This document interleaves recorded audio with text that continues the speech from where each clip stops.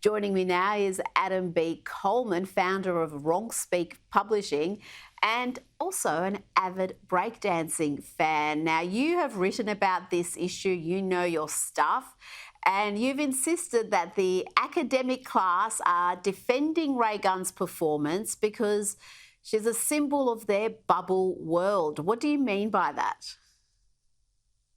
Yeah, the bubble world of academia, what often happens is they try to cover for each other, and they see that she has a status of having a PhD in some form of dance culture. And so for them, they'll do anything to cover for them. They'll applaud her for her efforts. When the Olympics is not about giving it your best effort, it's about winning. It's about the best of the best. There's meritocracy involved. And from what I can tell, there's a level of, it doesn't feel like meritocracy looking at the qualifiers that led for her to end up there. I was just watching it just before we started filming, and clearly the person she was going up against was better in those last 3 rounds. And it doesn't make any sense to me objectively as to why she was chosen over someone who is literally half her age, more skilled, has more athleticism than her. For one particular round, Rachael didn't even get off the ground. She was physically doing floor work. She didn't do anything acrobatic, nothing whatsoever. She wasn't nearly as creative.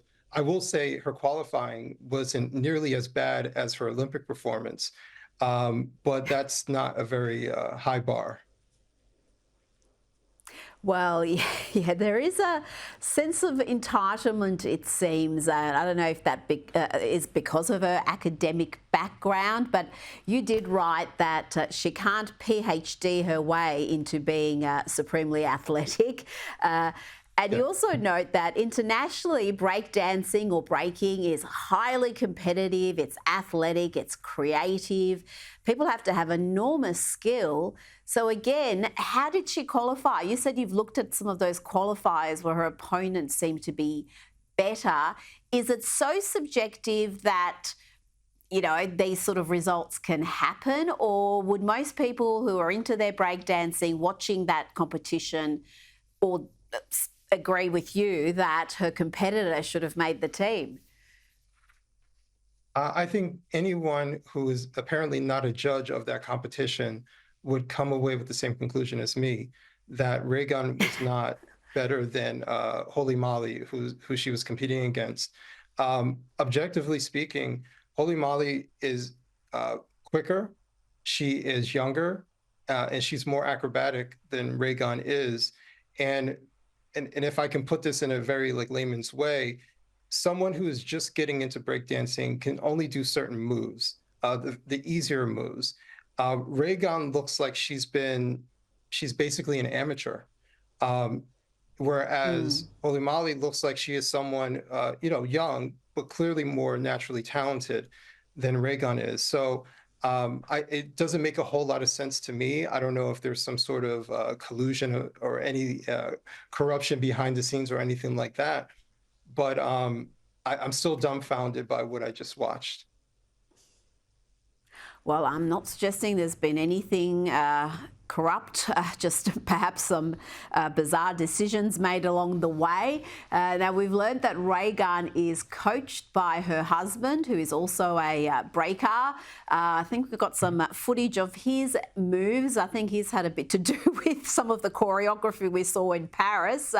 What do you think of his dance moves? Could this be the problem? Does she need a better coach, perhaps? Not necessarily that. There are moves that she is capable of doing, but there are certain things that you just clearly can and cannot do. Not every person who wants to be a gymnast can be a gymnast. There's a certain amount of strength you have to have. There's a certain amount of skill that you have to have that is natural, or you have to put an abundance amount of time to overcome where you lack.